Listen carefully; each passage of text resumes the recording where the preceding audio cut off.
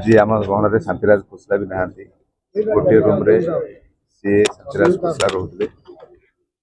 आम ओडिया संगीत जो आम एल्बम आरंभ कलु हिंदी गीत चलता तार जदि आम देखा ओडिया गीत को पुणी लोक मान पाखे पहुँचार जो बड़ हाथ था प्रथम आरंभ करते सरोज चंद्र एवं तापर अभिजित मजुमदार होती सी माइल खुंट जे कि ओडिया संगीत को पुणी ओडिया मान पाखे पहुँचेबा और लोक पाखे परिचय दबारे बहुत प्रकार भल पाइबा दबारे अभिजित मजुमदार गोटे हाथ था दादा अनेक दिन है पीड़ित थे ये आडमिट थे आज आम घर ना छाड़ी चल जाते निहाती एक दुखद घटना ओडिया संगीत जगत पाई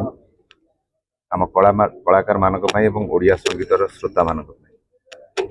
ये दुखद ये जो अपूरणीय क्षति को पुणी पूरण करने एत संभव नुहे कारण सी जो प्रकार संगीत म्यूजिक करुले जो गीत करुले से सबुदिन ओडिशा श्रोता मान मनरे माइल खुंट हो 100% रु आज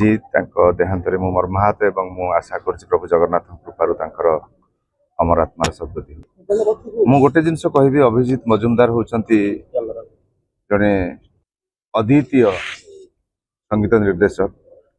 तांकर शैली जो आप कहले वेस्टर्न हो ईस्टर्न हो जहाँ भी कहतु जो गिमिक प्रकार थिला जो प्रकार से मैशअप करोले संगीत को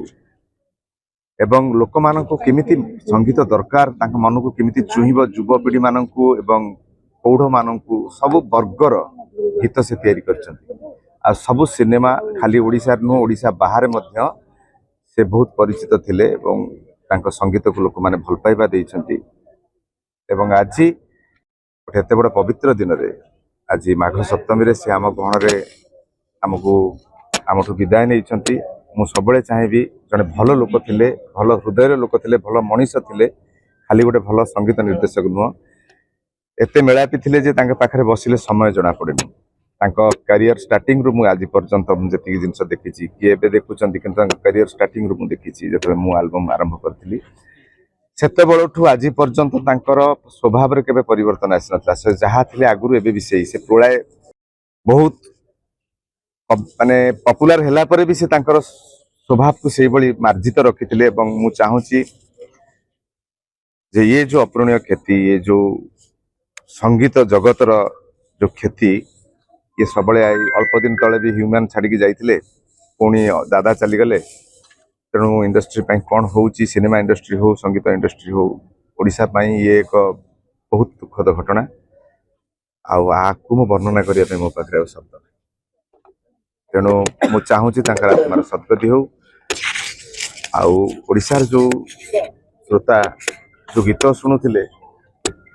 अभिजित मजुमदार सब पाखे अमर रे सब समय गीत से भाया हृदय स्पर्शी हम और गीत को सब लोक शुणे सी होती एक अद्वितीय नायक।